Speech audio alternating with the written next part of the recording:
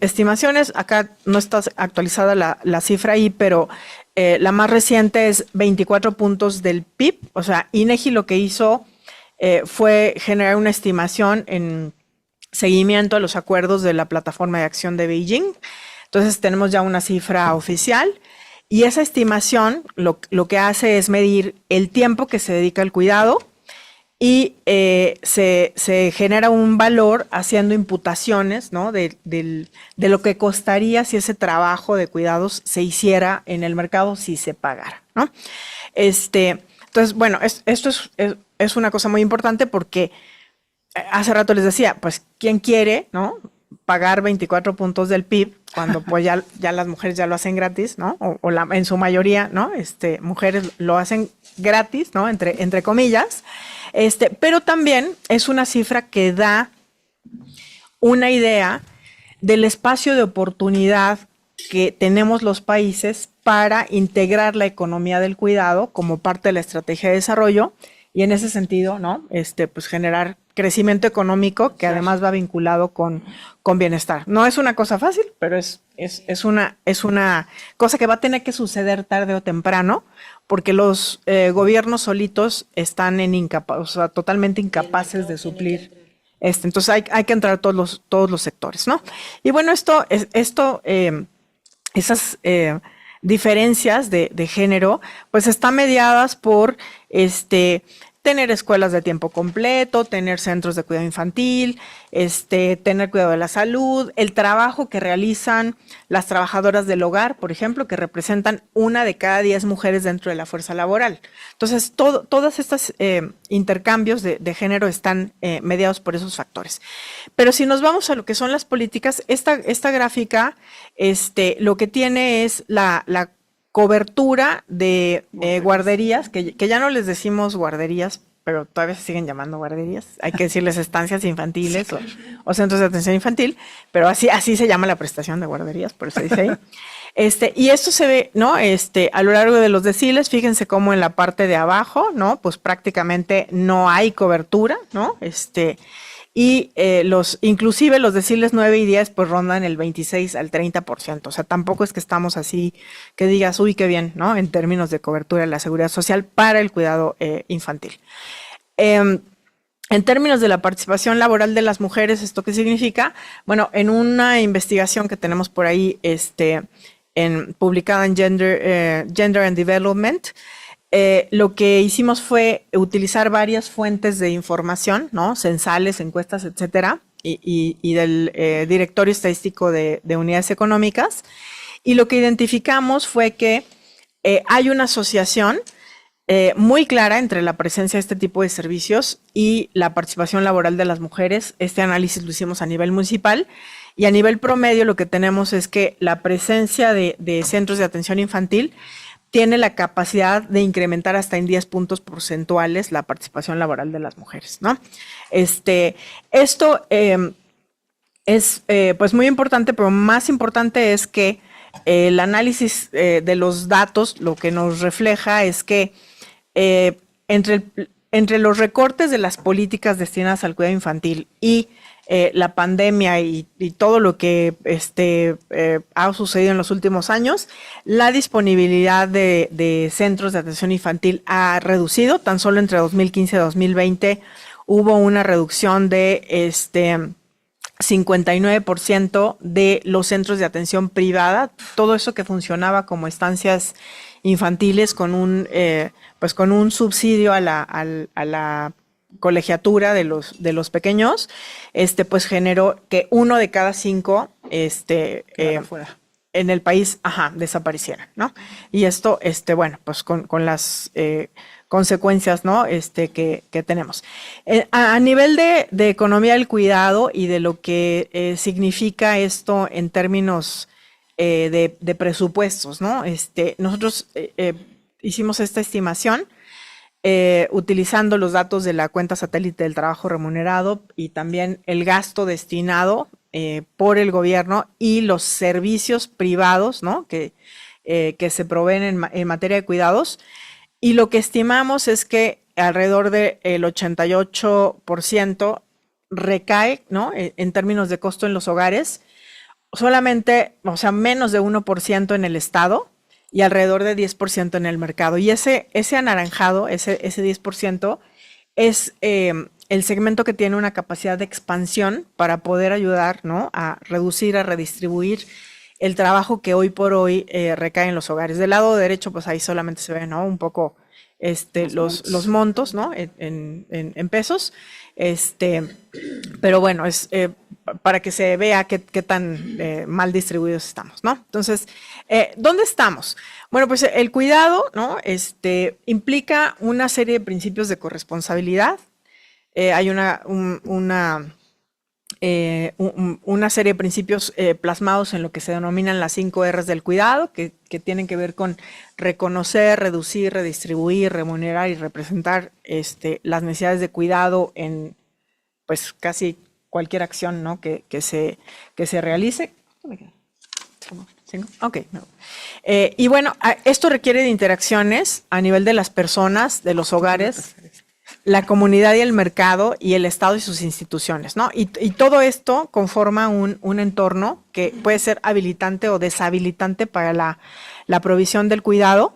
Y todos estos, pues somos actores, ¿no?, que tendríamos que estar ahí incluidos para poder resolver el tema del cuidado. Esta lámina, pues lo que nos enseña es a nivel general, ¿no?, cómo estaría conformado lo que se conoce como el diamante del cuidado, y ahí está el Estado, las comunidades y el mercado, los hogares, ¿no? Y a todos estos pues nos corresponde una serie de tareas que de manera muy breve voy a mostrarles acá al final. Tenemos avances legislativos que son importantes. Hay sentencias de la Corte, ¿no?, que reconocen el derecho al cuidado, aunque no hemos logrado materializar en la Constitución en un artículo o tener una ley específica en materia de cuidados. Sí hay sentencias que son vinculantes, ¿no?, y que ya sirven para hacer procesos de judicialización en materia de cuidados.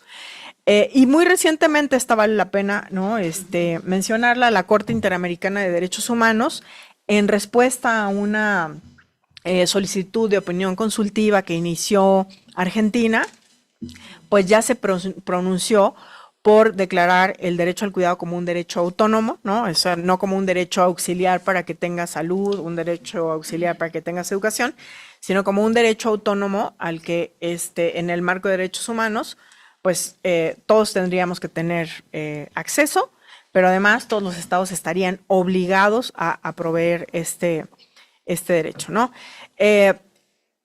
Aquí del lado derecho, ¿no?, un dato de parte de las investigaciones que hemos hecho en el Centro de Estudios Espinosa Iglesias, que nos muestra cómo las personas que nacen en condiciones de pobreza tienen una probabilidad menor de salir de la pobreza cuando carecen de servicios de cuidado. Y aquí, por ejemplo, contar con servicios te permite que 63% de quienes nacieron en pobreza puedan ascender en la escalera social, en comparación con solo 32% cuando no se dispone de ese tipo de servicios. O sea, prácticamente los servicios están duplicando, y aquí pues lo que hay que decir es que estas estimaciones pues básicamente se refieren a servicios de cuidado infantil, pero no porque no hubiéramos querido incluir. O sea, incluimos también los cuidados a personas con discapacidad, a personas adultas mayores, pero la cobertura es tan escasa en México que básicamente ese efecto, pues es el efecto del cuidado infantil, ¿no? O sea, necesitaríamos realmente pues expandir la cobertura para poder hacer una estimación de esa naturaleza o un estudio de caso muy específico que no se alcanza a captar acá en encuestas. Y ya nada más para terminar, platicarles un poquito que hemos hecho una propuesta conceptual de lo que tendría que ser un sistema de cuidados, ¿no?, basado en estos principios de las 5 R's. Y esto lo tenemos en algunas publicaciones del Centro de Estudios Espinosa Iglesias. Y nosotros identificamos 7 vertientes, ¿no?, al menos para el cuidado, que tienen que ver con 2 que son transversales, ¿no?, que las ven ahí en la parte de arriba y la parte de abajo, Y 5, que de manera genérica se refieren a la integración de un marco legal y normativo del derecho al cuidado. Esto va pues desde el nivel constitucional hasta las leyes, pero también las normas y guías de operación de servicios y todo lo que tiene que quedar normado para poder llevar el cuidado a un ámbito afuera del hogar. Hay otra vertiente que tiene que ver con servicios en establecimientos e infraestructura, ¿no? Pues son los que estamos acostumbrados a ver, ¿no? La guardería, el centro de día, el no sé qué. Adaptación de infraestructura, ¿no? Que tiene también que ver con esta parte no solamente, pues ahora sí que remedial del cuidado, sino preventiva, ¿no? Instalación de parques, instalaciones recreativas, todas esas cosas que permiten el autocuidado, ¿no? Y que habilitan que las personas pues podamos alcanzar mayores niveles de bienestar. El tercero tiene que ver con servicios domiciliarios y cuidados en el hogar. Esto pues está prácticamente representado en este momento por las trabajadoras del hogar, ¿no? Ellas hacen, ¿no?, servicio a domicilio, que es remunerado, pero hay ahí toda una beta también, toda una posibilidad de tanto de mercado como de políticas públicas para generar cuidados al interior de los hogares, sobre todo para poblaciones que tienen movilidad reducida o escasas posibilidades, ¿no?, de interactuar en un servicio externo al hogar, ¿no? Otra vertiente tiene que ver con medidas de corresponsabilidad. Esto abarca todas las medidas corporativas para empresas que faciliten de manera corresponsable el cuidado, pero también otras medidas en servicios públicos, como por ejemplo la adaptación de horarios ampliados que permitan la inserción laboral, ¿no?, de padre-madre y que facilitan, ¿no?, ese cuidado infantil y un poco pues ayuden también a nivelar, ¿no?, el tipo de actividades y el tipo de cuidado al que están expuestas las infancias. Un quinto tiene que ver con el financiamiento, el gasto social y el gasto fiscal. Aquí tenemos una serie de propuestas que, pues, por supuesto, les invitamos ahí a ver después con más detalle, porque no me voy a poder ir hasta el fondo. Y las transversales tienen que ver, en primer lugar, con contar con información estadística y para el monitoreo y evaluación. Es una vertiente que, como dice ahí, es transversal, porque esta vertiente, pues lo que tiene que lograr, ¿no?, es pues organizar registros administrativos, ¿no?, crear información sobre dónde está localizada la demanda, dónde está localizada la oferta, dónde están los vacíos, etcétera, para pues llenar, ¿no?, con las vertientes que están en la parte de arriba. Y otra que se refiere a consulta, socialización y divulgación. Y esto, miren, básicamente porque los análisis tradicionales, ¿no?, pues muchos los de pobreza, muchos los de desigualdad, muchos los de desarrollo, pues no tienen integrado plenamente el tema del cuidado.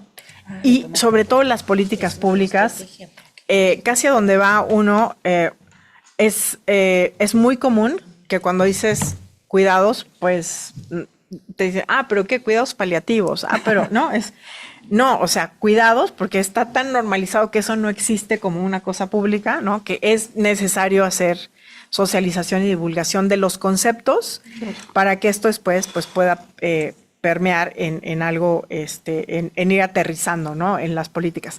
Esta ya no se las voy a explicar, pero ahí están ejemplos de acciones y de cosas que irían en cada una de las vertientes, además porque ni se ve, ni yo veo, ni ustedes seguramente, pero y porque ya no tenemos tiempo, pero pues aquí están como algunos ejemplos de lo que cae en cada una de estas vertientes que se podría hacer pues desde el ámbito de competencia de cada uno de los actores que ya señalamos, ¿no? Con esto me quedo.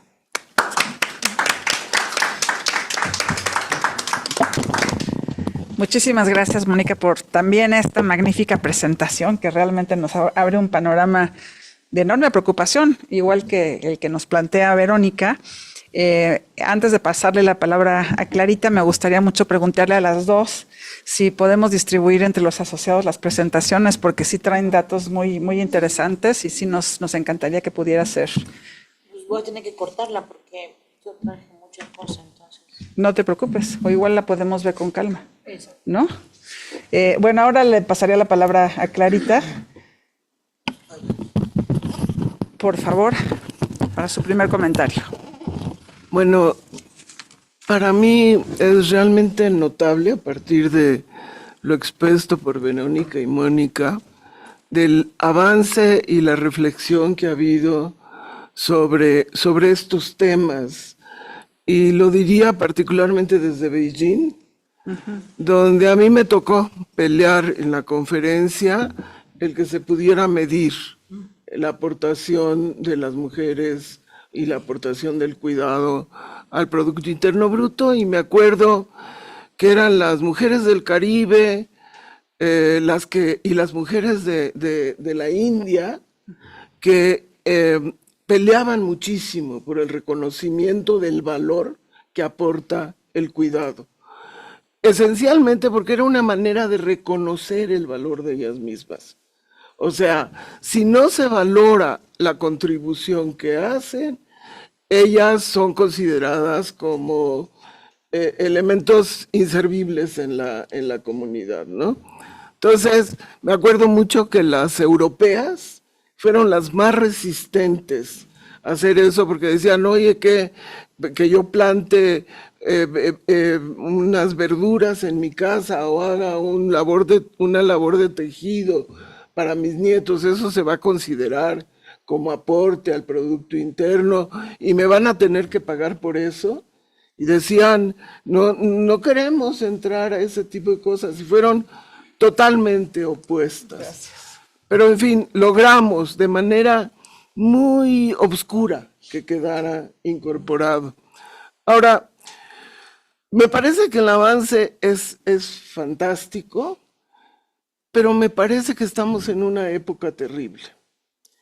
Estamos en un gran cambio de época y muchos de los conceptos que se construyeron en este periodo, y yo diría en el caso de México particularmente la entrada con mucha fuerza de toda la teoría de derechos humanos a partir del año 2000, porque el PRI sistemáticamente se negó a hacer un reconocimiento de todo el esquema de derechos humanos. Y fue hasta que llegó Fox con Marie Claire Acosta que se pudo traer una oficina del alto comisionado, que se pudo tener visitas de los expertos en las distintas materias. Pero mi impresión es que en este momento vamos absolutamente para atrás. Es una de las cuestiones que se plantean. O sea, si hay algo que está rompiéndose en este momento en el cambio de era, es esta vigencia de toda la teoría de derechos humanos en el mundo. Las organizaciones internacionales se están destrozando. El Consejo de Derechos Humanos de Naciones Unidas está en una situación crítica. Y entonces uno se pregunta, en el fondo es un terrible cambio cultural sobre el valor de los seres humanos y en este caso sobre el valor de lo que hacen las mujeres y hace el aporte de mujeres. Si nosotros pensamos en la historia del movimiento de los derechos de las mujeres tiene olas. Hay cinco olas y estamos en una ola de retroceso.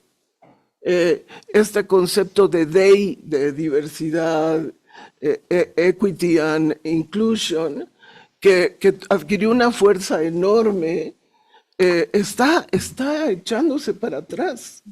Y entonces me parece que toda esta riqueza que hemos avanzado en conceptualización, en desarrollo de investigación, en desarrollo de bases de información para mostrar, están entrando en un momento de enorme cambio cultural en el mundo. Yo decía varios cambios que me parecen importantes. El cambio en las capacidades de los estados. O sea, la pelea en materia de cuidados es que el Estado asuma no este 1% que ahorita aporta, sino que asuma un porcentaje mucho mayor en el otorgamiento de servicios de cuidado, que históricamente debió de hacerlo, Claro. porque todo el desarrollo del sistema educativo desde primera infancia tiene que ver con quitarle a los hogares responsabilidades. Entonces el servicio educativo y particularmente primera infancia hemos fracasado. Sí. Entonces el Estado, yo siento los estados cada vez más débiles y siento además los estados con una pérdida inclusive de las capacidades que habían desarrollado anteriormente. O sea, había gente que entendía la operación del Estado y ahora creo que cada vez más los estados están más débiles en términos de capacidades, pero también en términos de ingresos. Entonces, es como ahorita las obras lo del fútbol están produciendo que la ciudad esté a un nivel de suciedad, basura, descuido brutal. O sea, no tienen para dónde hacerse. Entonces, yo creo que ahí tenemos un gran problema. Entiendo que las propuestas en materia del sistema de cuidado tienen ya varios años. Nosotros sí lo incluimos en la comisión, en la Constitución de la Ciudad de México. Sí, está incluido el derecho al cuidado, a cuidar a otros, al autocuidado y al tiempo propio, que es otro elemento. Está incluido en la Constitución de la Ciudad de México y no ha pasado nada, no hay legislación secundaria, ¿no? Entonces, ahí yo siento que hay un terrible problema. Y entonces, a veces pienso que deberíamos trabajar más en la concientización de los otros elementos del diamante. ¿Cómo puedes trabajar, por ejemplo, con las empresas? Y esto que decías, Mónica, de que los empresarios tuvieran conciencia de que sus trabajadores son seres humanos y tienen familias. Y entonces poder armonizar la vida familiar con la vida de trabajo. Pero tampoco es muy posible. ¿Por qué? Porque muchas de las empresas están encabezadas por gerentes nombrados por consejos que están en otros países, no tienen relación con sus trabajadores, no hay una relación humana con los trabajadores, y entonces lo puedes hacer tal vez con las empresas chiquitas y medianas, que tienen mucha de la generación del empleo, pero a mí me parece que hay que buscar ese tipo de qué es lo que podemos hacer como comunidad, qué es lo que podemos hacer como organizaciones civiles, porque yo no veo una capacidad de respuesta de los estados. Esa es una. Y otro comentario es el tema de cómo este país dejó de investigar familias y dejó de hacer políticas hacia las familias. Yo creo que la política económica seguida desde los años 80 ha conspirado de manera espectacular contra las familias. La compresión salarial que mantuvo en el empobrecimiento, hizo un empobrecimiento que provocó hogares unifamiliares, provocó tener perrijos y fue destruyendo las estructuras familiares de protección por un empobrecimiento clarísimo a partir de una política del Estado. Y entonces, yo siempre he peleado por una política hacia las familias, pero hay dos oposiciones, en los movimientos feministas y la Iglesia Católica. No se puede hablar de política hacia familias por esta pelea, digamos, también cultural entre lo que se concibe por familia en la Iglesia Católica, y las mujeres se niegan a hablar de familias porque su ubicación en las familias siempre es como madre, proveedora y cuidadora. Y entonces hemos dejado de hacer políticas en familia. Y como vemos es un elemento central de todo el tema de cuidados. Y bueno, yo estoy cierta que las políticas económicas que hemos seguido han hecho muchísimo daño a las mujeres mismas y a todo el tema de cuidados. Y yo acabo diciendo que hemos sido un país que no cuida el desarrollo de sus seres humanos. Ha sido una malísima fábrica social de seres humanos. Nada más.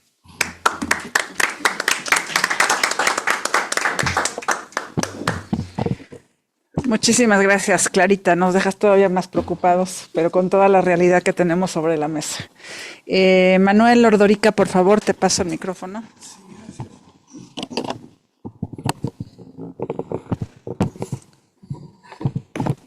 Muchas gracias por las presentaciones. De acuerdo con Clara, pues nos han presentado los importantes avances que se han hecho en estos temas.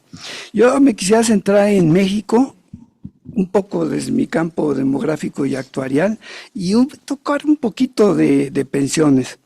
Y esto tiene que ver con pues, los retos que se vienen precisamente están ahí. Y lo que acaban de comentar, todo lo que tiene que ver con sostenibilidad económica, etcétera. Tienen un importante componente de género. Las mujeres viven más que los hombres en promedio 5 años, son más fuertes que los hombres debido a factores biológicos, pero hay una paradoja que se aplica a nuestro país, ya muchos. Viven más, pero podrían vivir pobres en las edades avanzadas, enfermas y solas. El sistema de pensiones futuro debe considerar este aspecto. Debido al trabajo no remunerado, a la informalidad y a las interrupciones laborales, muchas mujeres no acceden a pensiones contributivas. Desde mi punto de vista, hay otra cosa que creo que es importante, es el envejecimiento de la población en México se analiza bajo el supuesto que desde mi punto de vista habría que ponerse en duda, que las personas adultas mayores son dependientes. Yo volteo a ver aquí a la sala y me encuentro como más o menos como con mil años de experiencia, que no podíamos utilizarlos precisamente para apoyar muchas de las cosas que se hacen en el sector público y privado y en la sociedad. Claro, somos un grupo muy selecto, ¿no?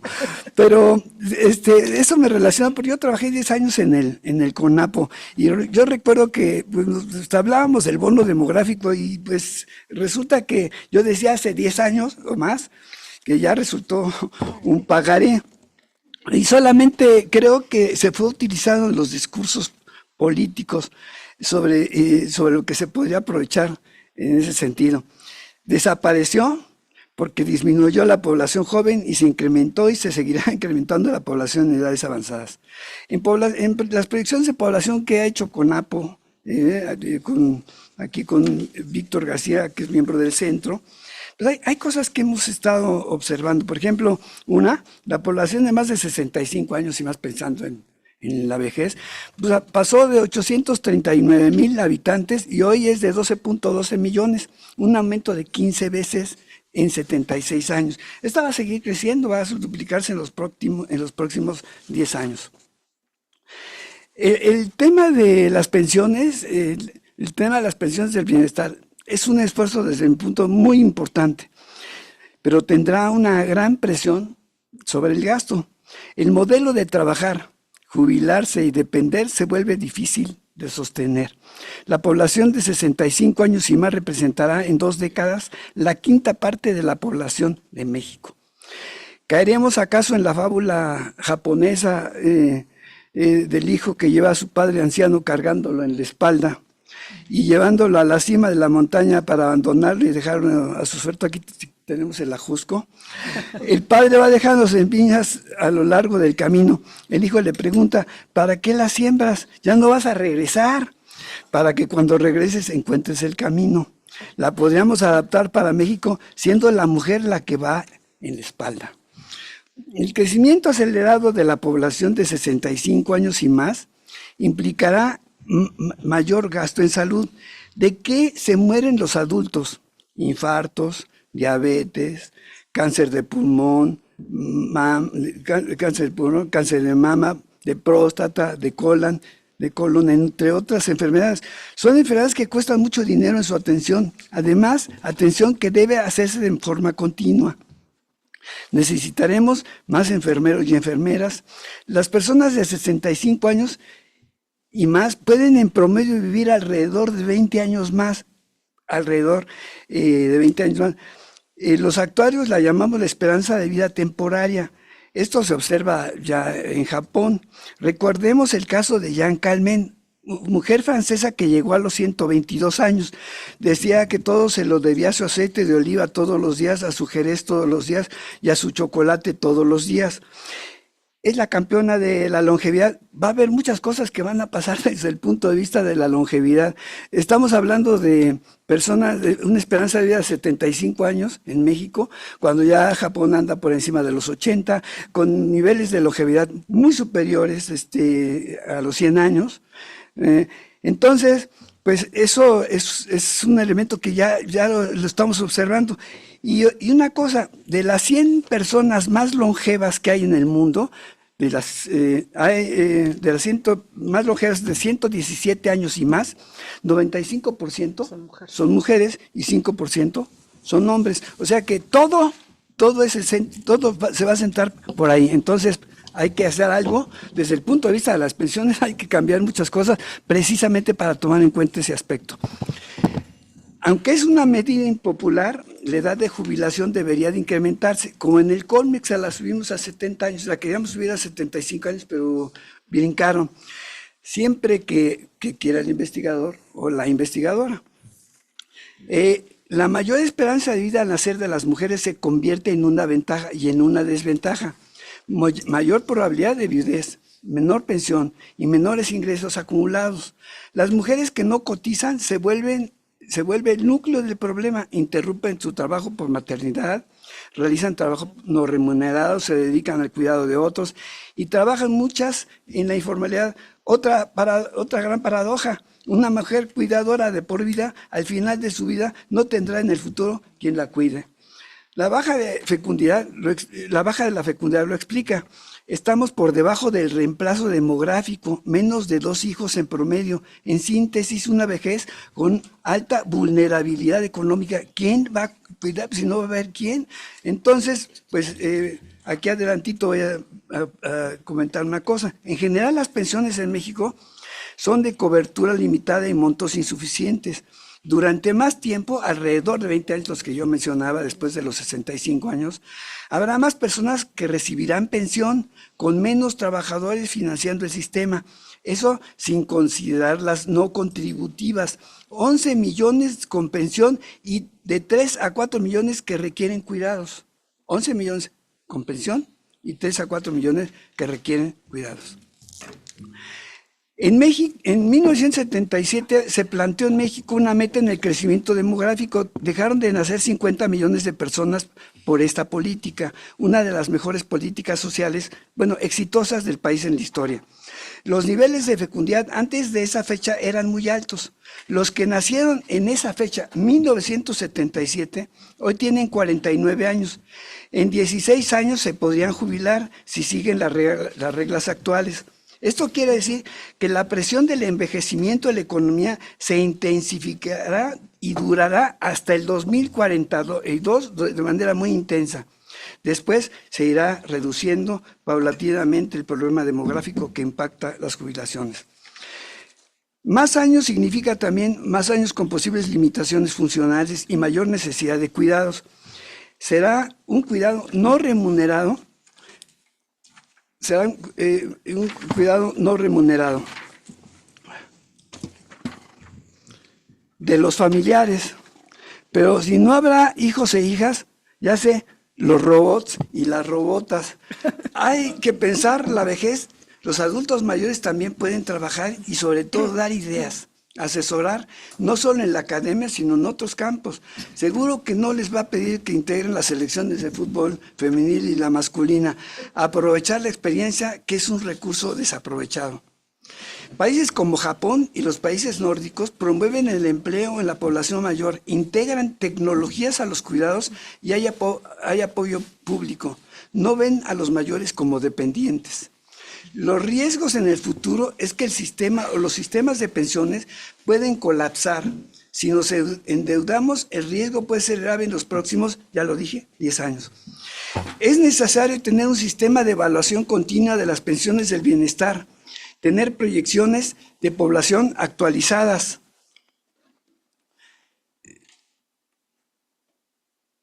Y compararlas con las cifras de las personas que reciben pensiones del bienestar.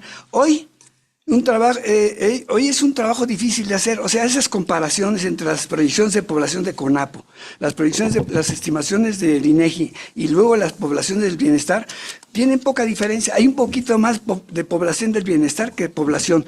Eso pueden ser duplicaciones y pueden ser defunciones que no son consideradas.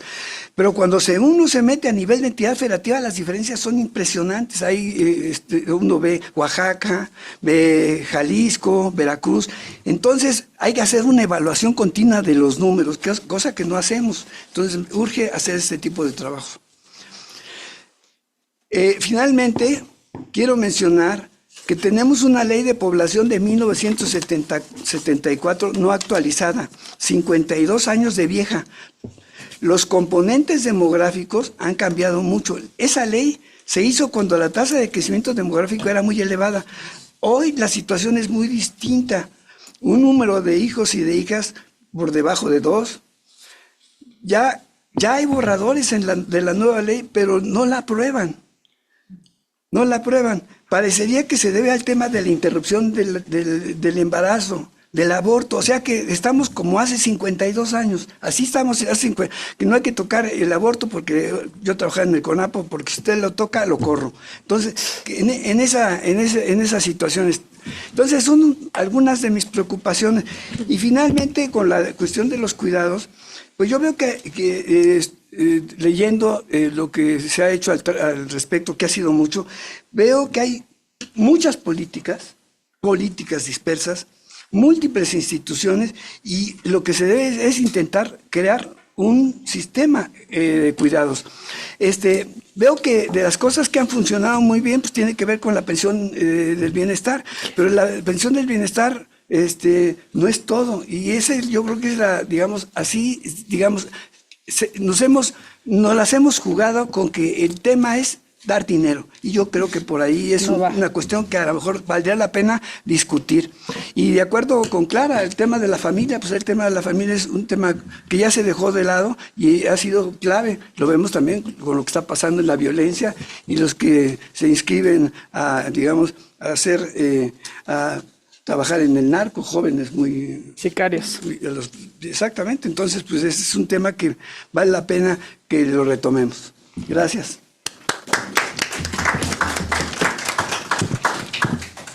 Muchísimas gracias, Manuel. Sí, ahí por lo menos tenemos una generación perdida con todo este tema de los sicarios y el crimen organizado, sí, y los jóvenes que se van de 14, 15 años a 23. Y perdiste el bono demográfico. Perdiste completamente el bono demográfico.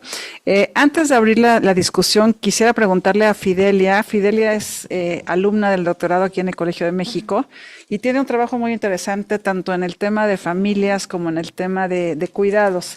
Si quieres hacer un comentario breve antes de que abramos la reflexión, por favor, Hola. Fidelia. Pues bueno, muchas gracias. Primero, pues me siento muy contenta de estar aquí, de poder compartir con ustedes. Yo soy alumna del doctorado en población y también fui alumna de la maestría en estudios urbanos, así que muy orgullosamente he podido ver ambas partes del CEDUA.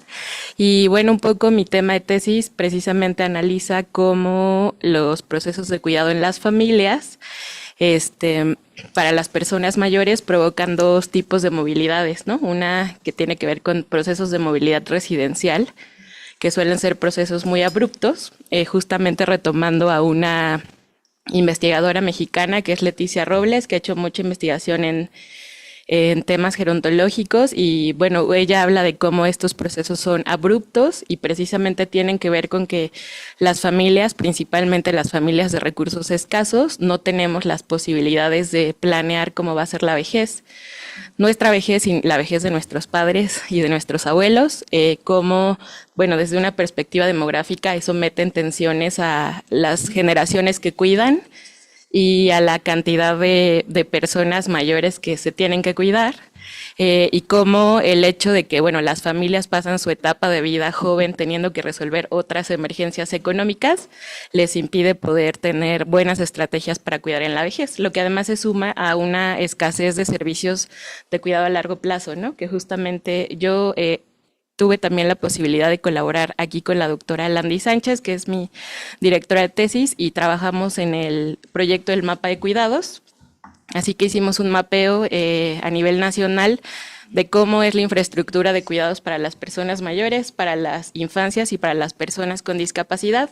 Y nos sorprendía bastante que, bueno, si bien toda la infraestructura es escasa, para las personas mayores, el Estado se ha centrado sobre todo en dar, por ejemplo, casas de día, ¿no? Centros comunitarios que claro que son importantes, pero están enfocados en las personas que todavía mantienen su autonomía. Mientras que todas estas residencias de cuidados a largo plazo son o para personas que quedan en completa soledad, ¿no? Personas en situación de calle o que no tienen redes, o para personas que gastan 20,000 pesos o más mensuales, que tienen la capacidad de pagar esas residencias. Entonces, juntando un poco todo este panorama, pues eso implica que cuando hay cuidados de largo plazo en las familias, las hijas mayores principalmente tienen que cambiarse de casa o traer a sus padres y madres a sus casas. O, por ejemplo, algo que nos ha llamado la atención en la tesis, Verónica también forma parte de mi comité, es un modelo de sistemas rotativos, ¿no? Familias que cada 3 meses rotan a la persona mayor en Toluca, en Ciudad de México, en Pachuca. O tenemos otro caso, sí, claro, de una familia que cada semana una mujer mayor con 5 hijos, los hijos buscando un sistema de una organización del cuidado más o menos justa, pues rotaban a la madre cada día, ¿no? Hasta que, bueno, se cansaron, luego cada semana, luego cada mes, y luego tuvieron que institucionalizarla.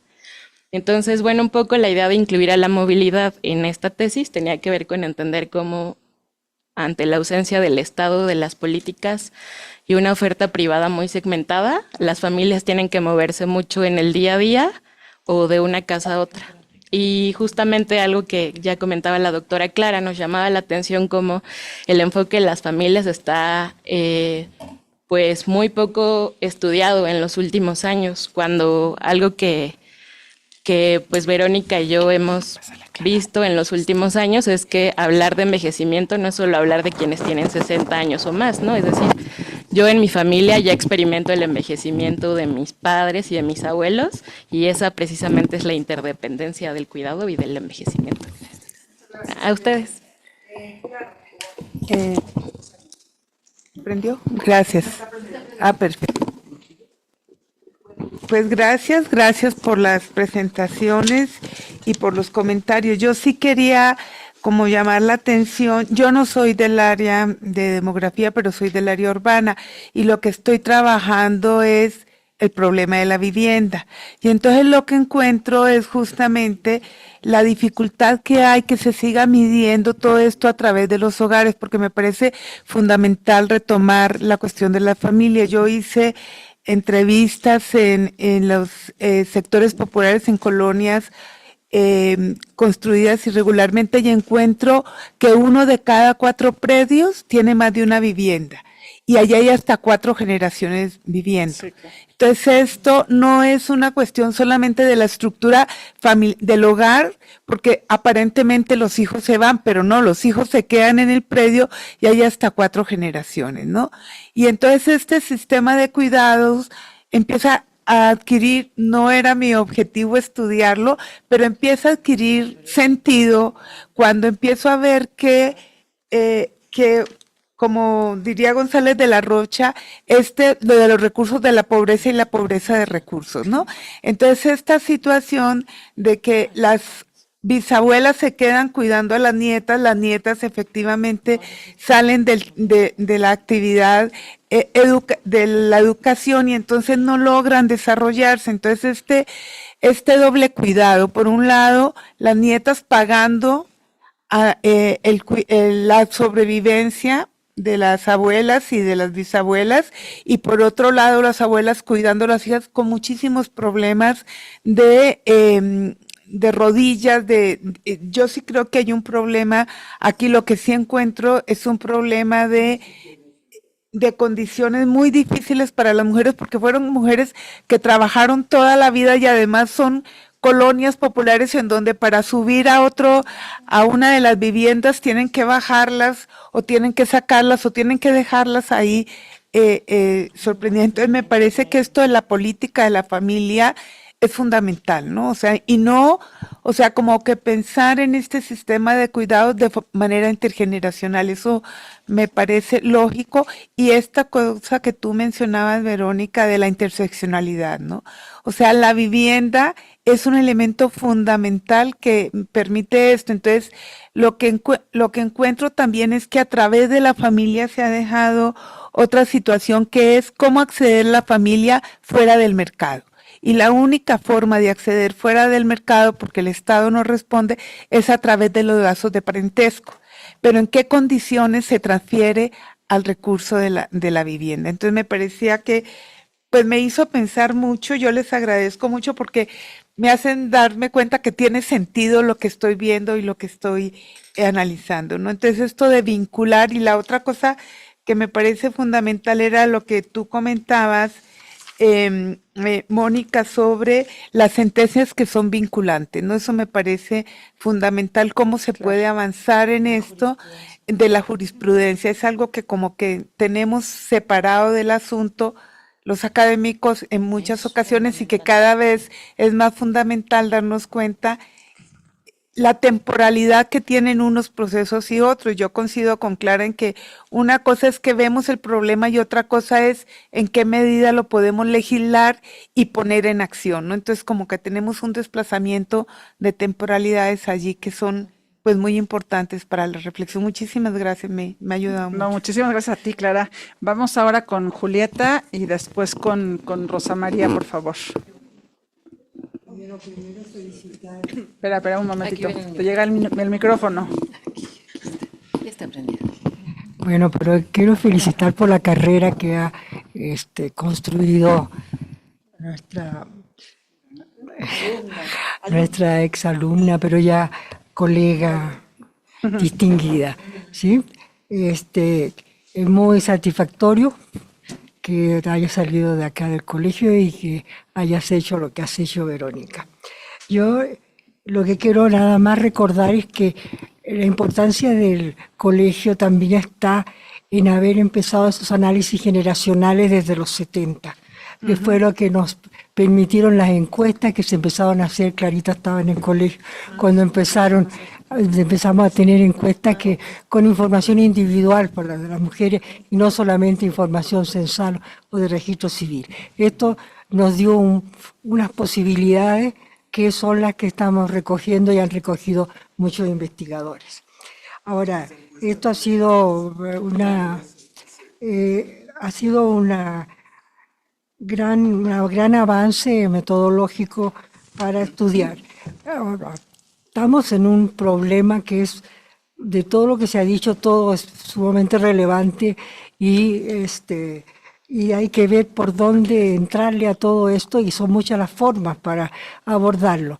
Manuel dijo muchas cosas demográficas al respecto y yo quería agregar que es el estudio de la dinámica demográfica y que va también, que incluye lo que dice Clara, que no sabemos sobre la familia, la hemos abandonado, es que no hemos hecho esos estudios más intergeneracionales donde veamos la dependencia entre las parejas, las familias que están en una edad, que están produciendo hijos o pocos o muchos, y los que están deshaciéndose de la familia y que van a perder todos esos lazos de parentesco, se van a debilitar y que son tan esenciales para los cuidados. Entonces, tenemos allí una una materia de estudio para hablar nada más de lo demográfico, que es muy importante. Hace años, con una investigadora del CSIC español, comparamos la dinámica de México y de España. España empezó antes de la transición demográfica, tenía menos hijos y con el tiempo empezó a tener muchos divorcios también.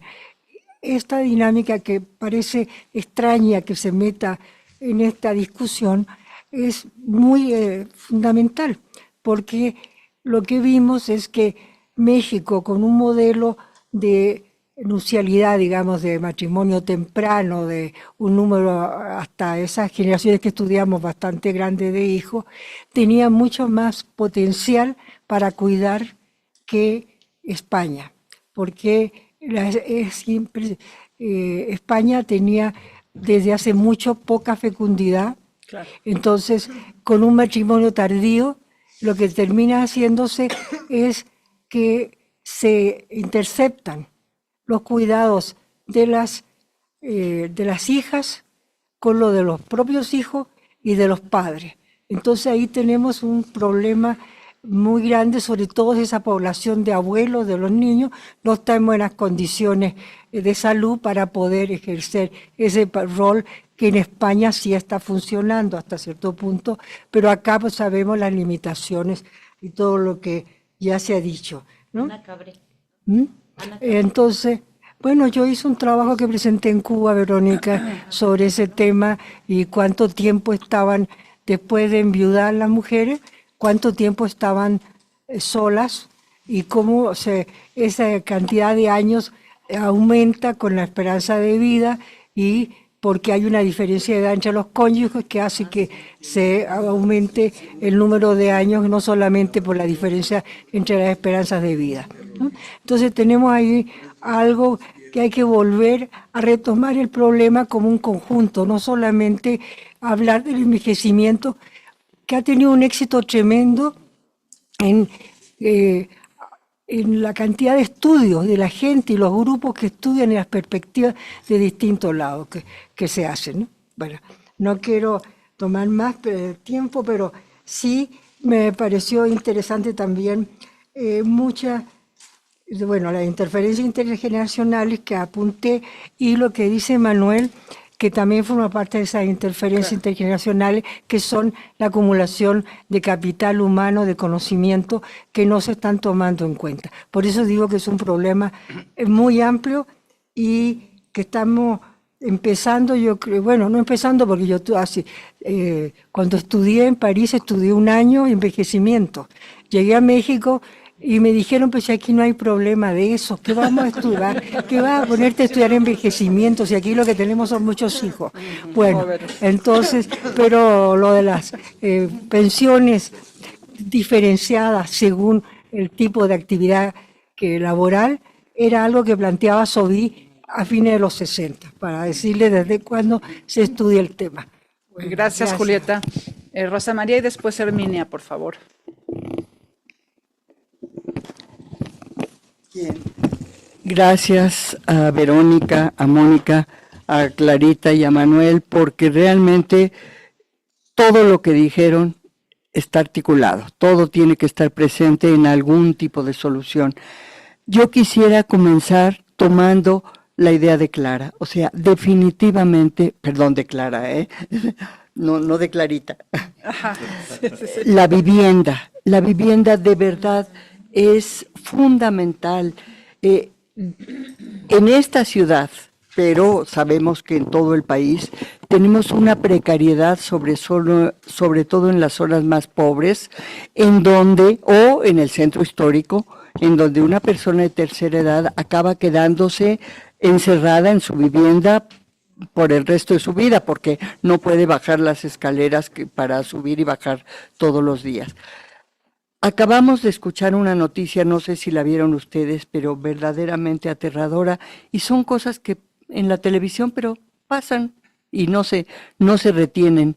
Ayer dieron la noticia en un edificio, no sé si en la colonia Clavería o en cualquiera, una colonia relativamente central, en un edificio que por lo menos desde fuera no se veía mal, hubo una explosión y quien estaba adentro en ese departamento era una persona de 95 años que falleció. Falleció ahí, probablemente lo dejaron solo, probablemente él dejó la estufa abierta, sepa Dios qué, pero eso viene a colación porque no es tan simple. Traigo a mi vivienda a una persona de tercera edad y la cuido, sobre todo si la dejo sola porque me tengo que ir a trabajar. Entonces la vivienda es de veras fundamental y no tenemos una política de vivienda que sea adecuada, ya no digan para el envejecimiento, para nada, para nada. Yo quisiera tomar muy rápidamente la idea de que ¿qué queremos para todos? Pero ahora estamos hablando de las personas de tercera edad. Yo no sé si llamarle o calidad de vida, o yo lo que preferiría es trayendo de recuerdo a Paulette Dieterlen, que estuvo muy cercana al CONAPO con nosotros y aquí la tuvimos varias veces en el colegio, ya en paz descanse, y Paulette insistía en la dignidad de las personas. Ella decía, no es la vivienda la digna, la dignidad es de las personas. Ahora, para preservar esa dignidad de las personas, la vivienda es importante y todo lo demás. Entonces, si queremos esa dignidad, es impresionante ver que hay pequeñas cosas que no se toman en cuenta. Por ejemplo, en el Jardín de la Tercera Edad en Chapultepec, me tocó yendo del CONAPO a dar unas pláticas ahí y no sé si lo conozcan ustedes, el Jardín de la Tercera Edad. Bueno, está sobre el camino que va hacia Arquímedes, ahí en Chapultepec a un lado, un lugar muy bonito, muy agradable, donde la parte donde se hacen los espectáculos, que llega a haber cantantes o bailes, está, pues, ¿qué les digo? En la parte central del jardín, y de la entrada a la parte central hay, ¿qué serán? Como, si bien 800 metros. Bueno, personas que estaban ahí de la tercera edad me decían, yo las veía que no iban al espectáculo, se quedaban acá en la entrada. Y yo, ¿por qué no les interesa? Ay, señorita, me decían, yo no quiero escuchar que cuando se habla de la tercera edad se habla de enfermedades. No todos estamos enfermos y si son muy importantes, no todos somos personas que lo que necesitamos es un hospital cerca. Dice, este jardín está muy bien. Dice, pero ¿sabe por qué no voy a la plática? Digo, pues no. Dice, porque mire, hay que caminar hasta allá y los baños están aquí. Dice, y si quiere uno ir al baño, asunto que a ciertas edades es muy necesario, dice, no hay baños. Entonces, ¿dónde los lugares que se piensan para personas mayores piensan en los baños? Bueno, así tenemos que considerar las cosas. El gasto, y eso Mónica lo recordará, que lo vimos en el CONAPO, el gasto en dinero y en tiempo en transporte. El transporte es un impedimento terrible para las personas de la tercera edad, para todo, para todo.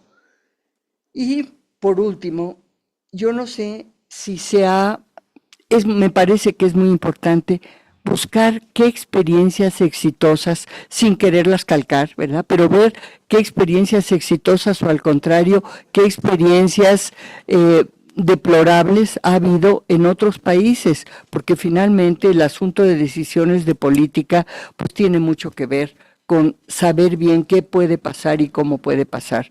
Yo nada más les dejo, seguramente Verónica tendrá conocimiento de esto, pero yo cuando veo lo que se está tratando de hacer respecto a los cuidados en Australia, recurriendo a empresas privadas, me horrorizo. Pues es un horror. Es un horror. ¿Cómo atienden a la gente? Sí, no, todo. Sí. Sí, después lo podemos conversar, pero no lo va a poder hacer el gobierno, no lo pueden hacer los hogares, se recurre a empresas privadas. Bien, yo estoy siempre encantada de oír las perspectivas de los ponentes en las mesas de estas sesiones, porque pues son un universo que se abre para mí y esta no ha sido la excepción, sobre todo considerando que me toca directamente. Entonces, lo primero quiero compartir con ustedes una reflexión totalmente inútil. El envejecimiento, el aumento en la esperanza de vida no es bueno ni para los viejos ni para la sociedad. No es bueno. Bueno, pues es inútil porque no sé si se puede hacer algo. Y solo un comentario breve sobre esto de la profesionalización de los cuidados. Me parece importantísimo la profesionalización y la remuneración. En primer lugar, porque hay todo esto que ustedes abordaron en lo que se refiere a que si una mujer tiene que dejar de trabajar para cuidar al anciano familiar. Yo siempre digo anciano, a mí no me gustan los eufemismos. Entonces, esto se podría resolver con un pago y una profesionalización para los cuidados. Y además, yo pensaría que para la persona, para el anciano que está siendo cuidado, es mejor tener a alguien lejano.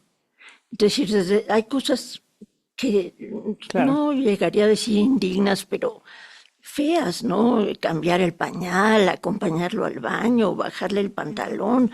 Digo, mejor un extraño que una persona de la familia. Entonces, eso sería una ventaja, yo creo, psicológicamente muy importante para el anciano.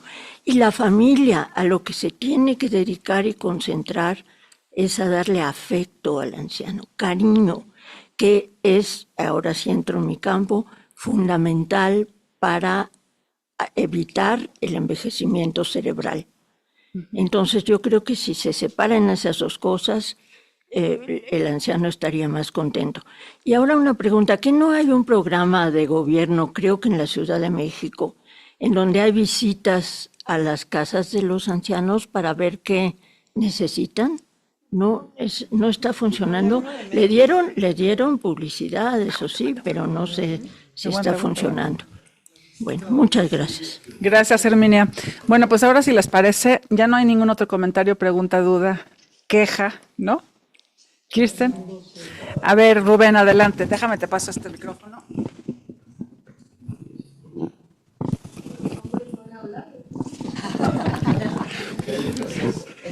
Manuela, ¿no? ¿Cómo no? En la última lámina que presentó Mónica, que no la leyó, si la quitó muy rápidamente, se habla del financiamiento, que es una de las partes esenciales de todo esto. Y en el financiamiento se menciona algo que me llamó la atención, que me pareció ver que decía eliminación del impuesto negativo en el impuesto sobre la renta. Eso significa el dinero que se le da a las personas que no estarían gravadas. Esa sería la parte del impuesto negativo. Todavía hay otra parte más arriba que se sigue dando dinero para bajar el gravamen. Ahora, yo no tengo los últimos datos, pero no me parece que eso dé dinero. Es decir, si adoptáramos la política, por ejemplo, de países europeos, de que la tasa mínima del impuesto sobre la renta es 10%, ahí sí hay mucho dinero, pero sería totalmente regresiva. Y no creo que políticamente pueda caminar. El otro camino, que son las contribuciones de seguridad social. Piketty señala que son completamente regresivas, porque las contribuciones de seguridad social, aunque sean a cargo del patrón, terminan convirtiéndose en salarios más bajos, realmente las paga el trabajador, a la larga o a la corta, y son proporcionales. Por lo tanto, en una gráfica, decía que la gráfica de desigualdad en Francia, en el periodo que estaba viendo, pues era una gráfica así, causada por la seguridad social hasta que empezaba a funcionar el impuesto sobre la renta. Es todo, gracias. Gracias, Rubén. Ahora, si les parece bien, vamos a empezar al revés. Fernando. Perdón, Fernando. No vi. Es que como no... ¿Qué quiere que hables tú? Adelante, Sí, Fernando. No. Para mí la preocupación va por el lado de Rubén. Es decir, hay una serie de planteamientos y de políticas posibles, pero la pregunta es cómo se financian. Y cómo se financian en un país que no crece, en un país que es débil fiscal, y en un país en que la burocracia cada vez ha ido perdiendo calidad. Es decir, ha habido un deterioro que Clara nos lo ha hecho ver ya muchas veces. Una burocracia que es incapaz de hacer los trabajos que se hacían hace 30 o 40 años atrás para diseñar las políticas sociales, por ejemplo. El día de hoy son incapaces. No hay eso. No lo hay. Hace poco, a través de CECITI, la presidenta hizo llegar la pregunta de cómo se le hacía para eliminar la pobreza extrema en el país. Y no tienen que preguntarle a la academia porque no tienen las capacidades que en alguna época sí hubo para responder internamente. Entonces, el problema es mayor, es un problema de crecimiento económico, es un problema de sistema de recaudación fiscal, los impuestos, el gasto que tiene que ver con la desigualdad, ¿no? Entonces, creo que es un problema mayor el que se está planteando. Hay que ponerlo en un contexto más amplio, me da la impresión. Muchas gracias, Fernando. Bueno, afortunadamente este es un centro que es interdisciplinario y esto nos permite poner en perspectiva no nada más de lo que estamos estudiando, sino de manera un poco más considerando las otras disciplinas justamente y lo importante que un problema como el que estamos tratando el día de hoy pueda verse desde diferentes perspectivas y tratar de tener algún tipo de, si no solución definitiva, pero sí paliativos que nos lleven a soluciones de mayor alcance, ¿no? Gracias, Fernando. Bueno, vamos, como les comentaba hace un momentito, a empezar ahora de atrás para adelante, con Manuel primero, después Clarita, Mónica y Verónica. Por favor, Manuel. Sí, muy brevemente. El bono demográfico sí se utilizó. Lo utilizó el narco, el crimen. O sea, realmente sí lo utilizó. Entonces, me parece... Otro punto que quiero tocar tiene que ver con... De acuerdo con lo que estás comentando, yo pienso lo mismo, o sea, pero no hay duda de que la esperanza de vida va a seguir incrementándose. Eso... La otra es un camino irreversible. Ya están los japoneses, las mujeres japonesas están llegando a los 90 años. Y Jan Carmen, que llegó a 122, y son puras mujeres las que están llegando a edades de los alrededor entre 115 y 120 años. Ahí no hay nada que hacer. Entonces, ahí, digamos, pienso que esa es una cuestión, como decía, irreversible.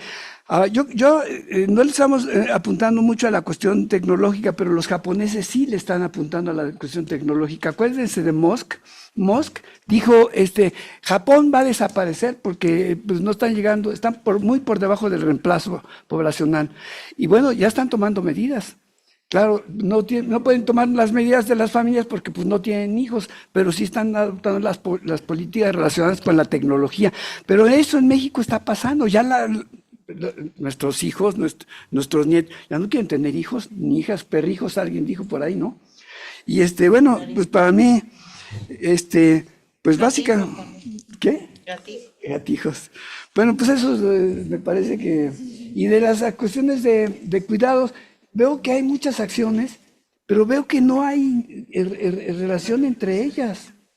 Y que yo creo que el Estado mexicano se la ha jugado solamente con dar dinero.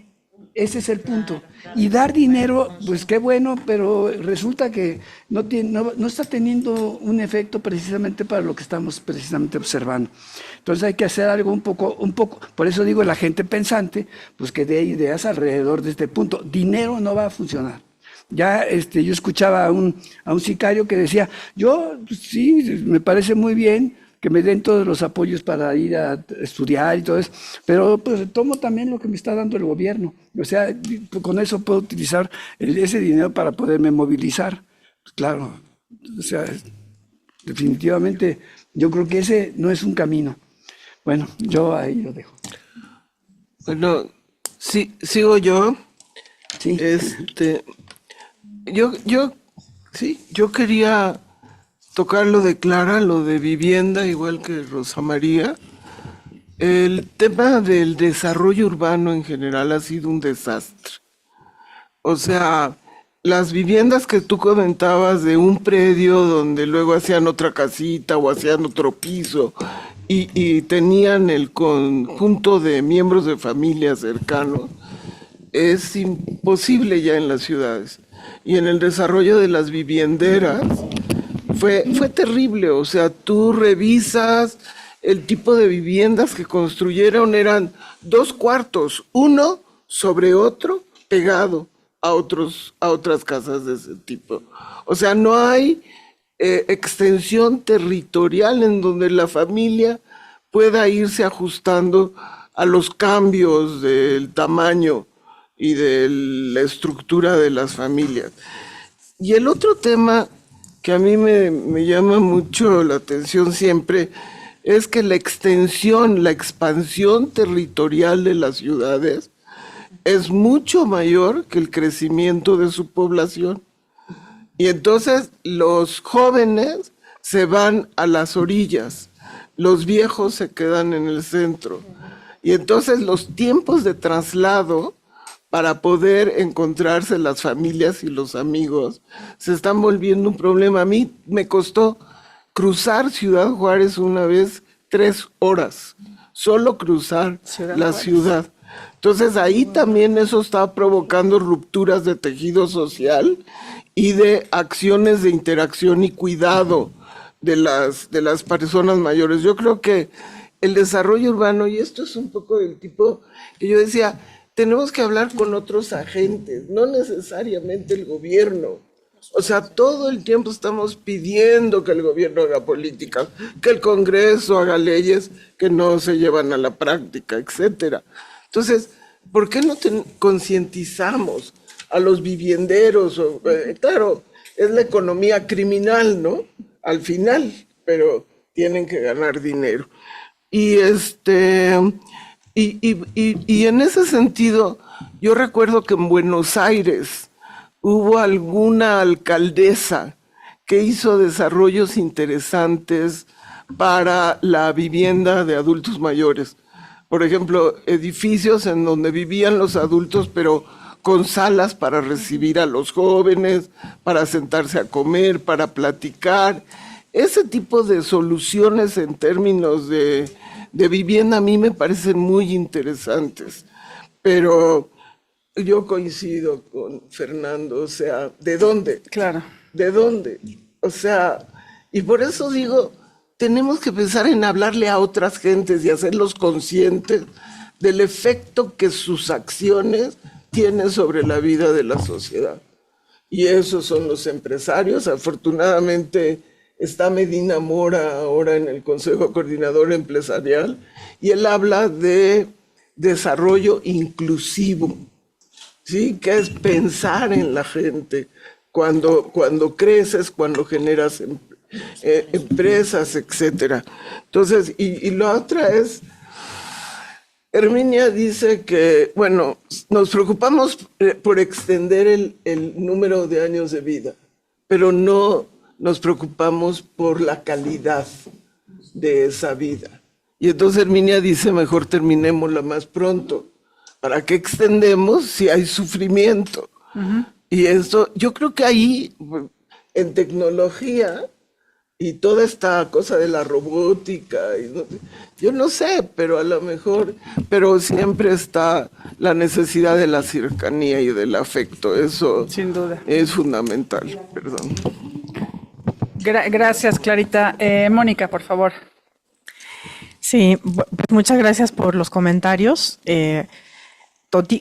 Totalmente coincido con el tema de la vivienda, o sea, si es una cosa que traemos, le damos un poco de vueltas en la propuesta ya más detallada, y justo tiene que ver con hablar con los empresarios de la vivienda, porque las nuevas tendencias en otros países son a la construcción justamente de vivienda comunitaria, ¿no? O de vivienda colectiva, en donde te deshaces, ¿no?, de escaleras y de espacios peligrosos, se hacen las viviendas con adaptaciones. En vez de tener, ¿no?, una sala gigante en tu vivienda, pues tienes un espacio muy pequeño y después una sala más común en donde puedes hacer interacciones. Entonces, esos son modelos, son cosas que se pueden empezar a desarrollar. Yo creo que hay que trabajar, o sea, sí en la parte de sensibilización con empresarios, pero también en la normativa, ¿no? Hay cosas que hacer en materia de normativa, de planeación urbana y de lineamientos de construcción, y etcétera. Pero así como esa, hay otras, ¿no? O sea, hay otras que las industrias, de hecho, algunas son modificaciones a la forma de operar y otras cosas son mercado nuevo. Por ejemplo, esto que comentaba Rosita, que alguien que murió ayer, ¿no? Y que quizá dejan la llave abierta. Bueno, las empresas productoras de enseres y de electrodomésticos deberían estar trabajando ya en modelos de seguridad con timers, ¿no? Que no los tenemos, o sea, es un mercado nuevo, es un producto nuevo, pero la verdad sí es que, o sea, a mí me pasa continuamente que llego a la casa de mis papás y está la llave abierta. Porque a mi mamá a ella se le olvida. Y suerte que se le olvida con la llama encendida, ¿no? Pero una de esas se te apaga y claro, adiós. Entonces, esas son cosas que las empresas pueden resolver, ¿no? De manera pues relativamente fácil. Y eso es lo que se denomina economía del cuidado. Es justo, o sea, generar economía en la vivienda, ¿no? Generar desarrollo económico, pero generarlo en un marco que está atravesado por el cuidado. ¿Qué otro ejemplo hay así como están los de vivienda, están los de enseres? Pero, bueno, la otra idea es que justamente el tema del cuidado, pues, o sea, como ya sabemos, es un mercado nuevo, son nuevos puestos de trabajo, ¿no? Son nuevas, porque hoy por hoy, supónganse que tuviéramos en el gobierno los 200, 300 mil millones de pesos que se requieren para proveer educación inicial. Bueno, pues no hay suficientes formadoras y formadores de educación inicial. Y si tuvieras todo el dinero para hacer cuidado de personas con discapacidad, tampoco hay suficientes formadores. Entonces, esto es una cosa que tiene que ir como engarzada, como decías, Manuel, tiene que ir engarzada en una estrategia en donde el sector educativo, a través de formación técnica y profesional, tiene, ¿no?, todo impulso, todo este andamiaje, ¿no?, para echar adelante esa oferta, pero tienes convergencia de recursos públicos y de recursos privados, y eso te va a generar mercados nuevos. O sea, es como los temas de medio ambiente, igual, son mercados nuevos. Las empresas de reciclaje, por ejemplo, que es cuidado para el medio ambiente, pues son espacios nuevos dentro de la economía. Entonces, lo ideal sería que tuviéramos ya todo el dinero, ¿verdad? Desde el Estado y desde los presupuestos públicos, pero nosotros pensamos que hay que hacer esto como pensarlo de una manera circular, ¿no? O sea, que te resuelve el empleo para muchas personas, pero a la vez te genera el servicio para otras tantas, ¿no? Pero a la vez te atrae la inversión privada en cosas que son de beneficio social, ¿no? O de bienestar. No es un modelo sencillo, hay que cuidar que no pase la privatización del cuidado, porque no hay que cuidarlo, pero de que se requiere invertir en la infraestructura, en la formación de personal, eso sí o sí se va a tener que hacer, y eso bueno, pues puede ser una forma. Entonces, eso sería un poco como respecto a la parte de financiamiento, pero hace rato, creo que Julieta, estabas comentando de este modelo de impuestos diferenciados por ocupaciones. Sí, alguien lo dijo, no sé, tú lo dijiste, Rubén, de impuestos diferenciados por ocupaciones. Bueno, pues justamente ese es como parte de la estrategia de lo que está ahí en el tema de financiamiento. O sea, tú, si realmente como Estado quieres incentivar, puedes hacer pues políticas diferenciadas en impuestos a la nómina, ¿no? En cobro del ISR a estas personas que están trabajando en la industria del cuidado. O sea, no tiene por qué pagar lo mismo una persona que se dedica a esta industria que alguien que está, ¿no? A lo mejor en el sector financiero o vendiendo alcohol ¿no? U otro tipo de entretenimiento de lujo. Entonces, eso puede ser parte de la estrategia. La otra, impuestos igual diferenciados en prediales, ¿no? Para establecimientos que estén dedicados. O sea, hay como varias cosas que quizá en poquito pueden generar como un entorno más favorable, y desde luego que es, o sea, pensando también en que son, pues en su mayoría servicios nuevos, porque hoy por hoy no los tenemos, ¿no? Eso, gracias. Muchísimas gracias, Mónica. Bueno, cerramos ahora con Verónica, por favor. Ay, sí, tengo aquí mis apuntitos. Bueno, pues ha sido muy, muy rico estar acá y te agradezco mucho, Mónica, porque también me recordaste a Nora Lustig, ¿no? Gracias. Cuando decía que una familia, una persona en condición de pobreza, tenían que pasar 3 o 4 generaciones para superar la pobreza. O sea, ni siquiera es tu vida, es la vida de otras generaciones. Y eso es muy, muy importante porque va de la mano con lo que decías también, Julieta, de los estudios generacionales. Bueno, ustedes hicieron el estudio de las pioneras, que hoy nuevamente se relee ese texto de las pioneras porque son las mujeres mayores que empezaron con esos cambios en el comportamiento reproductivo. Y yo quisiera como que nos lleváramos la idea de que todos los servicios de cuidado realmente incentivan la participación de las mujeres en el desarrollo y, por tanto, también la movilidad social. Pero por eso es tan importante el sistema de los cuidados, ¿no? Porque es todos esos sistemas que están fragmentados, que están lejos, que nos permiten de pronto a las mujeres también poder seguir participando en el mercado de trabajo y obviamente tener una movilidad social. Pero también, y aquí es algo que me parece muy importante, todo lo que está planteando de pronto la Dirección de Asuntos de Género de la CEPAL, a mí me parece que tenemos que decirlo claramente, es un sistema patriarcal que ha sido tremendamente perverso con los hombres y las mujeres fundamentalmente, y está eso escrito porque esta cuestión no nada más tiene que ver con el cuidado de la vida humana, sino tiene que ver con el cuidado del planeta mismo, ¿no? Entonces, no nada más es una cuestión de desvanecimiento del valor de la vida humana, sino también de la vida del planeta. Lo que estamos viendo ahorita es verdaderamente terrible. Yo también creo, a mí me gusta mucho, me busca mucho del mercado, de las empresas, pero obviamente a mí siempre entro en conflicto porque yo soy de una universidad pública y tengo que trabajar para los públicos que pagan mi salario, ¿no? Y obviamente en las instituciones públicas, pero me buscan gente que hace zapatos. Ustedes dirán, ¿qué tiene que ver? No, por supuesto que tiene que ver, claro. Porque les digo, es que imagínense ustedes que la población de México tiene una prevalencia muy alta de diabetes. Si ustedes dejan una costura en su zapato, ustedes están propiciando, entonces de pronto les cambia el rostro porque les das ideas, ¿me entiendes? O la cuestión, por ejemplo, que tiene que ver con las escaleras. Alguna vez estuve en un hotel en Londres que me súper encantó, porque los baños con protecciones, la ducha, la principal caída de las personas mayores es en los baños. Los principales accidentes son las estufas, es en la cocina, ¿no? ¿Por qué? Porque no tenemos ni siquiera piso antiderrapante, no podemos protecciones en los baños, las regaderas a veces sale demasiada agua caliente que puede quemar a una persona. O sea, hay muchas cosas que se pueden arreglar si tuviéramos un plomero sensible y gente sensible con la temática, ¿no? Las escaleras es otro de los grandes problemas, ¿no?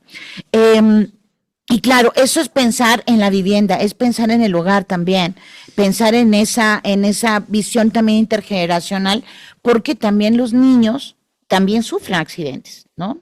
Cuando también son cuidados por las personas mayores. Entonces ahí es un tema muy importante. La sostenibilidad financiera. Fíjense que ahorita estaba yo revisando este texto que hice para CEPAL, que es de las buenas prácticas, Rosa María, de políticas de envejecimiento con perspectiva de derechos. Agarré nada más unos países. Por supuesto está Argentina, que en términos de interseccionalidad, respeto LGBT de género, es como la top. Pero la que tomé también es Bolivia. ¿Por qué Bolivia hace como 15, 20 años, cuando estaban con lo del bono sol, ellos dijeron, ¿cómo se va a financiar esto? Y a alguna mente lúcida se le ocurrió una cuota a todo el sistema radioeléctrico. Es el 5% de todo lo que las empresas consumen del espacio radioeléctrico se va a las pensiones. Obviamente, ¿qué proyección de esa persona? A mí me impresionó cuando vi cómo se financiaban algunas políticas, porque Simone nos pidió, bueno, está todo muy bonito, pero a ver el presupuesto, ¿cómo se financian? Búscate a ver cómo. Entonces, mucho está obviamente en las normas. Y a mí me pareció, aquí no cobramos, aquí les damos una concesión a las mineras, a esta babosada de TV Azteca que está calado, que antes era Canal 13, un canal público. O sea, yo todavía lo visité en algún momento, o sea, y no les cobramos, al contrario, ¿sí? Entonces, ahí yo sí creo que tenemos que tener una visión mucho más inspirada. Hay una jurisprudencia impresionante y no quería dejar de mencionar a Eduardo Ferrer MacGregor, que ha estado 2 veces en la presidencia de la Corte Interamericana, que es mexicano, investigador de jurídicas, que ha hecho un trabajo impresionante, no solamente con el señor Resillas, con Poblete, que son casos emblemáticos que están reconfigurando la perspectiva de las personas mayores y la perspectiva del cuidado. Entonces, él en la Corte hay toda una jurisprudencia bien interesante. Estuvo hace unas 2 semanas o una semana dando una conferencia magistral en el Instituto de Jurídicas, y el reconocimiento que tiene él, fíjense, en todos lados del mundo, pero acá no lo mencionamos. Entonces no quería dejar de mencionarlo. Y esto de la movilidad residencial que trabaja FIDE, a mí me parece fundamental, porque desgraciadamente son estrategias familiares intergeneracionales de sobrevivencia en contextos de envejecimiento, como alguna vez lo pensaría Susana Torrado, ¿no? Que también leímos acá, y todas las que trabajaban aquí, estrategias, entre ellas Brigidita, Orlandina, ¿no? Y que por supuesto, pero son intergeneracionales y tienen mucho que ver con las viviendas, porque queremos también proteger a las siguientes generaciones, ¿no? Pero también queremos protegernos. Entonces es un tema bien interesante. Y yo pensaba, digo, vamos a pensar nada más sencillito. Hagamos un sistema como de cuidados en la UNAM, o aquí en el colegio más chiquito, ¿no? O en la UAM. O sea, ¿cómo? Y les voy a decir por qué. Ayer iba a ir con mi hermano al teatro, en la tarde, noche, a ver una obra maravillosa que se llama La Fiesta, con Karina Guidi. Pero me dice, es que hermanita, no puedo ir porque un amigo que trabaja aquí en TV Azteca, que también es teatrero como yo, me pidió que fuera a ver a su tío, que está en Azcapotzalco. Se cayó 2 veces el hombre, él no puede salir de TV Azteca porque le cancelan el día de trabajo. Imagínense de acá, de Coyoacán hasta Azcapotzalco. El señor se cayó 2 veces, me dice, tú, hermano, amigo, ve, porque estás más cerca, ¿no? Él vive por Naucalpan. Entonces estuvo con él toda la tarde, se cayó 2 veces, es un hombre de 65 años, fíjense qué joven, porque, perdón, es muy joven, con diabetes, hipertensión, no había desayunado, vive solo, es el primo del amigo, y lo más triste es que sí se cayó 2 veces, pero se ha caído otras veces. Y el hombre está solo, ¿no? Entonces, ahí tú dices, a ver, hay un tema de masculinidad también aquí muy importante, otra vez el género. No se pide ayuda muchas veces, se vive solo y no se buscan estrategias, porque yo, hombre, no puedo sentirme frágil, de pronto no puedo caer en esa situación de fragilidad. Hay mucho estigma también ahí, ¿no? Entonces, A ver, le digo, hermano, es que entre los vecinos tiene que haber una solución. Si este primo, o sea, y me empecé a dar un montón de consejos de hermana gerontóloga, sociodemógrafa, porque de verdad, y ¿saben qué es lo más tremendo? Que es un astrónomo científico muy reconocido. Entonces, a ver, si nosotros en la UNAM o en el Colmex no podemos hacer una cosa chiquita, bonita, entonces, perdón, ¿cómo queremos hacerlo en las empresas? ¿Cómo queremos hacerlo en el Estado? Yo creo, y aquí apelo pues al Centro Tepoztlán y a que estamos aquí y que somos egresadas también, a que hagamos algo. ¿Por qué tenemos que esperar a que suceda esto? Que en las personas que vamos a vivir, por Dios, porque es parte de nuestro curso de vida, vamos a enviudar, vamos en algún momento a tener dependencia, cómo reforzamos nuestras redes, qué sistema tenemos, hagamos una cartera de personas cuidadoras. A mí me hablan todo el tiempo, oye Vero, ¿sabes de alguna cuidadora que pueda recomendar? Ya tengo mi cartera. ¿Sí? Ya sé qué compañías son las buenas. ¿Por qué? Porque lo viví con mis tíos, lo viví con mi abuela, lo viví con mi madre. Ya sé, pero obviamente implica un recurso. Pero también tenemos, y aunque uno crea que son profesionales, no siempre saben muchas cosas. Yo les he tenido que decir. Y también creo que hay que reconocerle a Herminia, como tú bien dijiste, porque hay una clase social también que está muy explotada, que son esos chicos, muchos son estudiantes de enfermería, fueron profesionales, pero que no encuentran trabajo a nivel de los hospitales. Entonces, pero hay empresas que sí los contratan y les pagan muy mal, la verdad. Y hacen a veces 3 horas porque todos viven en la periferia. Y yo, los que contratamos para mis tíos eran Chalco, Texcoco, o sea, y yo decía, Dios mío, claro, se tenían que quedar la noche, porque si eran turnos de 24 horas, porque si no ir y venir es imposible. Sí, o sea, la problemática es muy compleja. Ahora, esto de la profesionalización no es ningún tema menor, es fundamental. Ya tenemos personas que pensar programas de cuidado para personas con demencia, personas de cuidado para personas con cáncer. Hay de demencias a demencias. Si es Alzheimer es otra cosa. O sea, ¿por qué? Porque las situaciones son distintas. Y también ahí implica interseccionalidad. Y no es lo mismo estar en Tláhuac, en Milpa Alta, que estar en Benito Juárez. Entonces, por supuesto, esto es una cosa impresionante. Y nada más quiero terminar invitándoles, por favor, agenden el 13 de mayo en el MOAC, en la UNAM, a las 11 de la mañana, va a estar el doctor Michel Polán, que es el que creó el tema de las zonas azules. Recordarán ustedes toda esta cuestión que tiene que ver con la longevidad de las 5 zonas azules en el mundo, donde hay mucho más personas centenarias. ¿Sí? Entonces, ¿qué es? Las redes de apoyo, la espiritualidad, la nutrición, ¿o es todo junto? El caminar, o sea, ¿qué es la microbiota que decíamos hace rato? O sea, ¿qué es? Y eso es el 13 de mayo en el MOAC, a las 11 de la mañana. Y la última, hay que leer La Buena Vecina. No sale en la convocatoria que yo la recibí. Dice que va a haber una reunión. Me dijeron que va a estar tú, pero van a haber otras personas del mismo tema, sí. O va a ser una conferencia. Es una conferencia de él, de Michel Polán, primero magistral.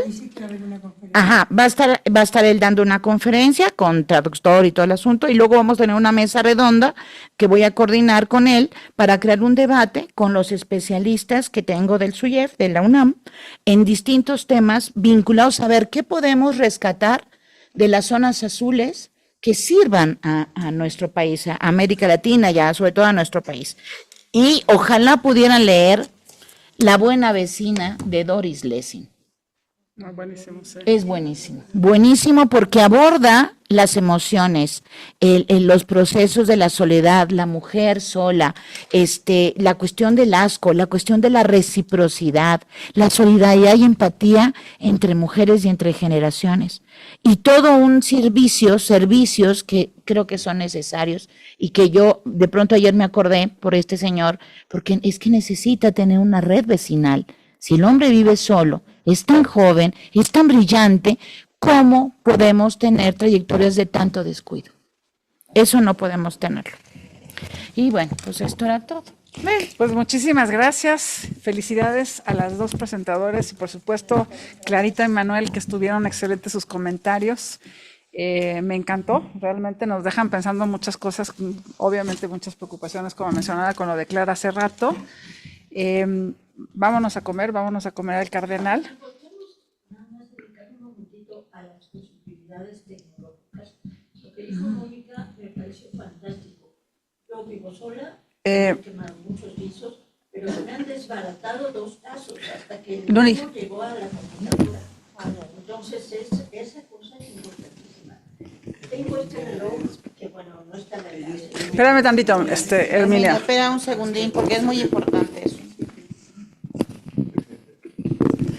Pero también la red de... ¿Puedes retomar un poquito lo que comentaste, por favor, Herminia? Que yo creo que la tecnología que es tan poderosa puede ayudar mucho a esto. Lo que decía Mónica de las estufas que tengan un timing para apagarse, a mí me hubiera servido porque, como comenté, muchos guisos he quemado, pero he quemado los casos de fierro, pues, claro. Y ha llegado el humo hasta 2 cuartos más para allá. Luego, mis nietos me regalaron este reloj que creo que es muy caro, pero este reloj señala cuando yo me caigo y lo manda el aviso a mis 2 hijos y a mis 2 nietos. Esto se puede volver suficientemente barato como para que todo el mundo tenga uno de estos relojes, aunque sea nada más para eso, para detectar humo, para detectar caídas. Yo creo que la tecnología tiene mucho que ver. Y luego también hay robots que pueden ayudar a mover a los ancianos. Yo creo que la tecnología, pues que sirva para algo, por favor. Cada vez va a servir más, mi querida Herminia. No sé, ¿alguien quieres comentar ahí, Mónica? Ay, yo quisiera comentar algo. Fíjate, Herminia, que ahorita que decías eso, me acordé de que las personas, por ejemplo, en Tepito, después del 85, crearon una asociación que se llama Comparte, Comunidad Participativa de Tepito. Esta comunidad vio que no nada más habían muerto los hijos de las personas, sino también, no habían muerto los padres de los pobladores de Tepito, sino murieron también sus hijos. Entonces hubo una cantidad de personas solas sin vivienda, ¿no?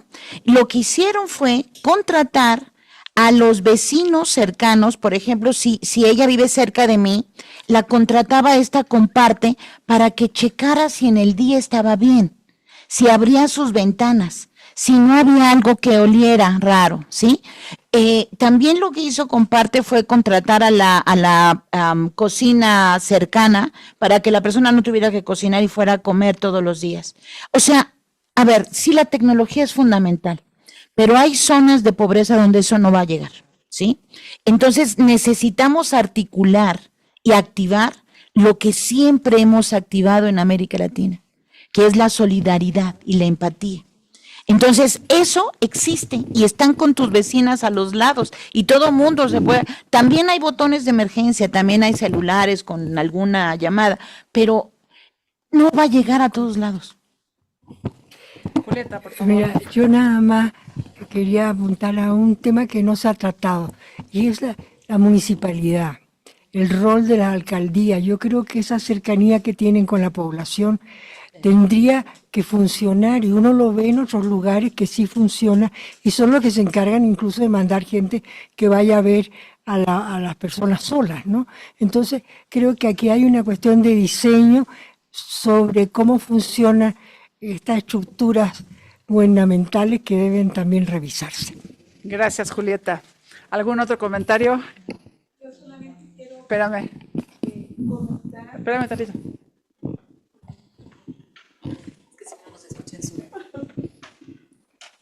Sí, no, yo solamente quiero comentar que en materia de normatividad, toda la vivienda de interés social, 4 pisos, es sin ascensor.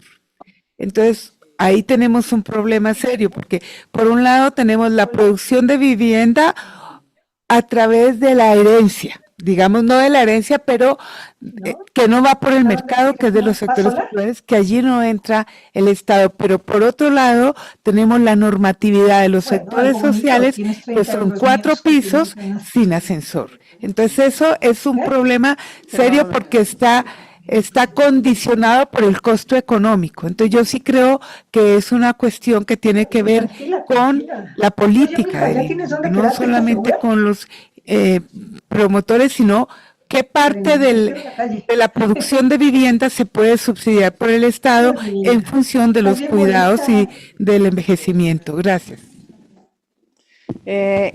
Mónica, por favor. Sí. Bueno, es que sí, yo también opino que el tema de la tecnología, ¿no? O sea, tendría que abaratarse para que justo pueda llegar, ¿no? A los sectores, a todos los sectores que lo necesitan. Yo, ahorita con esto de la vivienda, hay otra cosa que está ahí como propuesta en la parte de financiamiento. con Rosita queda bien. O sea, desde luego necesitas políticas y normas, ¿no? Y guías en la construcción, no sé qué, pero también necesitas normatividad que te pueda hacer más fácil, por ejemplo, la renta o el intercambio de vivienda. Y un problema grandísimo, sobre todo en las periferias de la Ciudad de México, bueno, más hacia el sur acá, que es donde yo conozco, es que la tierra no tiene titularidad, o sea, está hecha por contratos de compraventa. Entonces, las personas adultas mayores no pueden rentar, no pueden ceder, no pueden intercambiar. Y muchas veces, pues ahí está la vivienda, ¿no? Guarda, están ahí solos, pero no pueden hacer nada con la vivienda, no se pueden mover de ahí, no la pueden rentar, y tampoco pueden usar, ¿no? Ese patrimonio para hacer sostenimiento de su vida cotidiana. Entonces, ese es otro tema. Entonces, todas estas cosas están ahí como puestas, ¿no? En el sistema de cuidados. Yo creo que estaría súper bueno tener como pues sí, como una especie de lluvia de ideas permanente, ¿no? Porque yo creo que, o sea, es que solamente también como interactuando con quien tiene la necesidad, ¿no? Puedes ir encajonando las cosas que se pueden hacer con distintos sectores. O sea, yo creo que el tema de iniciar en las universidades, me parece que es, o sea, ese puede ser un tractor. Guadalajara lo está haciendo, ¿eh? Porque, o sea, tienes comunidades altamente formadas, conscientes, ¿no? Más o menos cohesionadas. Entonces, sí, de verdad, si no se puede hacer en un contexto así, cerrado, es difícil como llevarlo afuera. Pero yo creo que eso sí se tendría que aprovechar mucho más. Gracias. Muchísimas gracias. Bueno, sin duda vamos a seguir esta plática en la comida porque aquí no se acaba y hay muchas cosas sobre el tintero. Nada más les quiero pedir que antes de que nos vayamos, hubo un pequeño cambio. La reunión de mayo va a ser el 23, no el 16, y va a ser sobre demografía y población. Y después la de junio va a ser el 27 de junio, sobre inteligencia artificial, que ahí seguramente vamos a poder meter también muchos de los temas que estamos tratando el día de hoy. Creo que tanto la reunión de hoy como la próxima de mayo, y por supuesto están invitadas si quieren venir, van a ir muy de la mano. Entonces, bueno, pues anotemos la fecha y ojalá que podamos estar todos. Y bueno, pues afortunadamente a la comida van a venir tanto Mónica como Verónica, entonces seguiremos ahí. Nos vemos la próxima.